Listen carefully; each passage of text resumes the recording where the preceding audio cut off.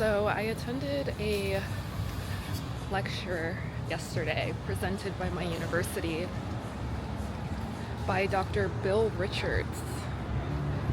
And the lecture was on the effects of psilocybin on cancer patients. Did I say cancer?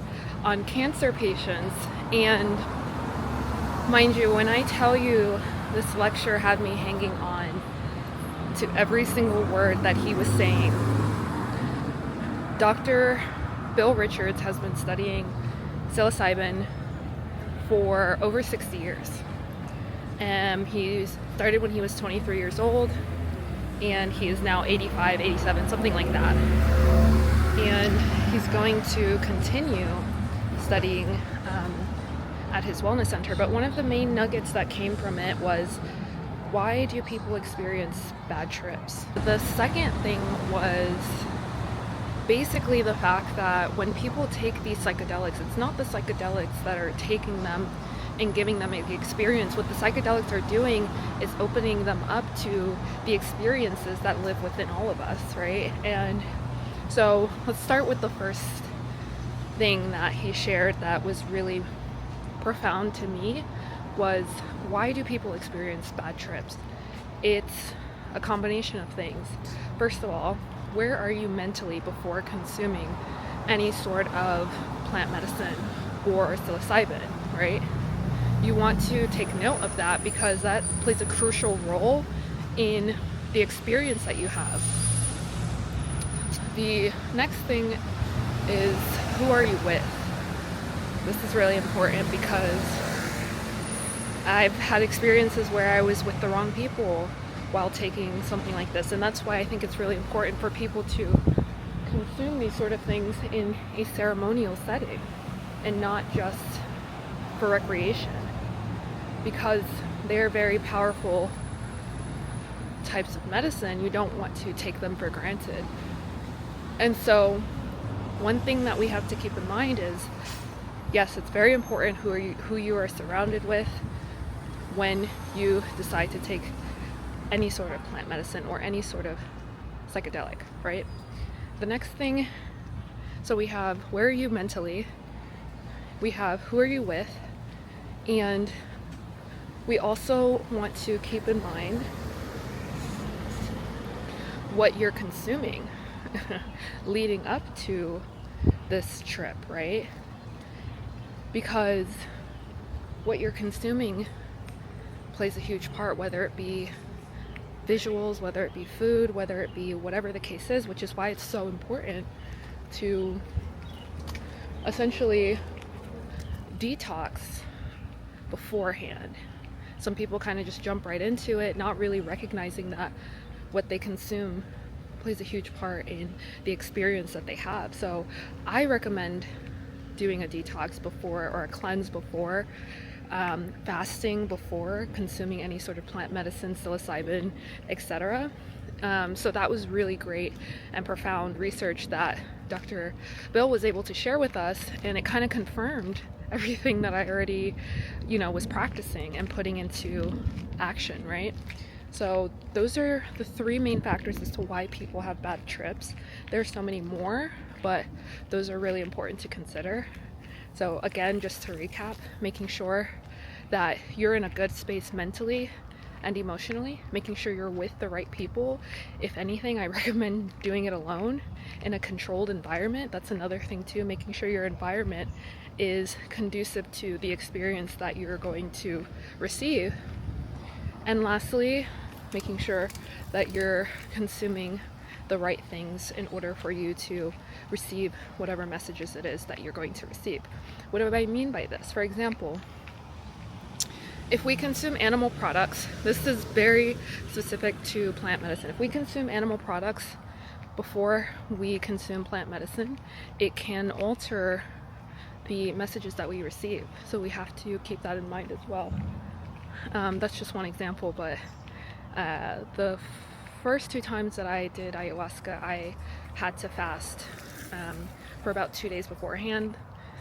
That was by choice. You can definitely eat, but they recommend that you eat light and fresh foods, so fruits and vegetables, and avoid fatty foods. So although avocado is a fruit, it's very fatty in nature, so you want to avoid that. The next thing is I asked the doctor a question of, is psilocybin and ayahuasca the same? If so, how? And if not, how?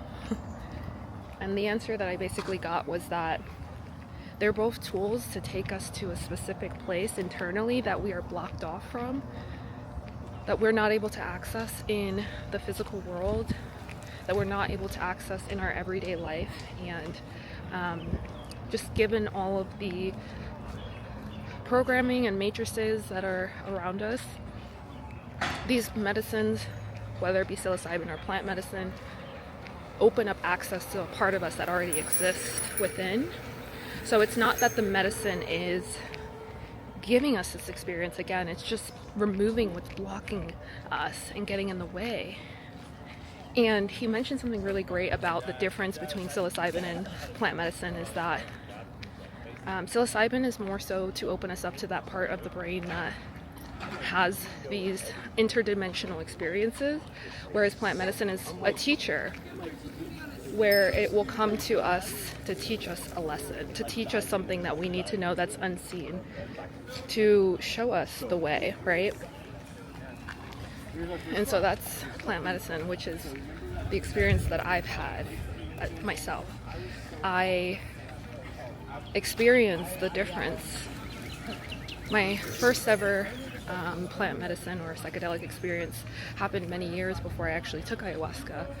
And another thing that the doctor mentioned was that basically the psilocybin acts as like a gateway to our spiritual journey. So if it finds you and you're being called to it, it's probably because you are about to embark on your own spiritual journey. And I love this. This is so beautiful because that was my experience.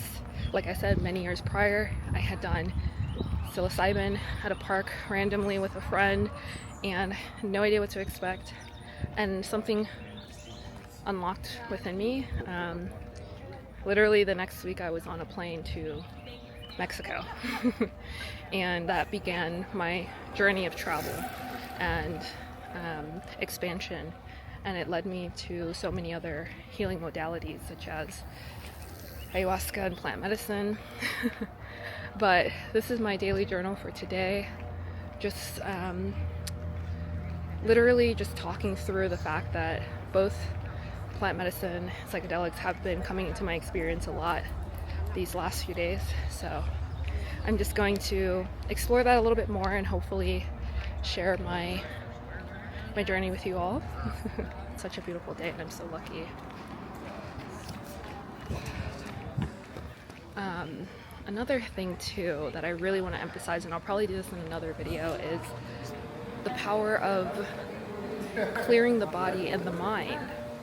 I believe can have a very similar effect to taking psychedelics or plant medicine, because essentially what the plant medicine is doing once it comes inside of you is it's releasing everything that is building up and causing you to purge the emotions. It's causing you to purge physically and mentally, emotionally.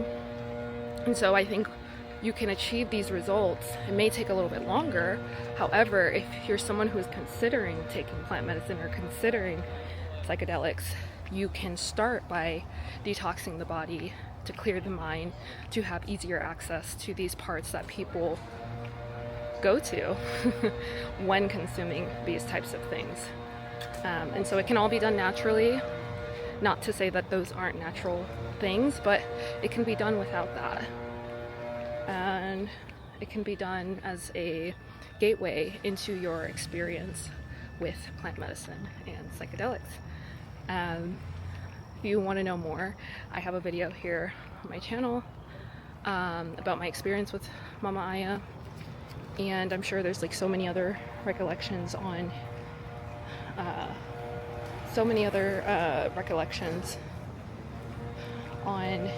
YouTube from others who have experienced either, but just so you're aware, like I said in the beginning of the video, everyone's experience is super unique, so don't expect your experience to be the same as someone else's. Just take it with a grain of salt, but if it's been calling to you, there's a reason why, and you should explore what that reason is. Because yeah, everything happens for a reason, and there's a reason this is calling you, and when you open up to it, you'll see why. Alright guys, have a beautiful day. I'm gonna finish my walk.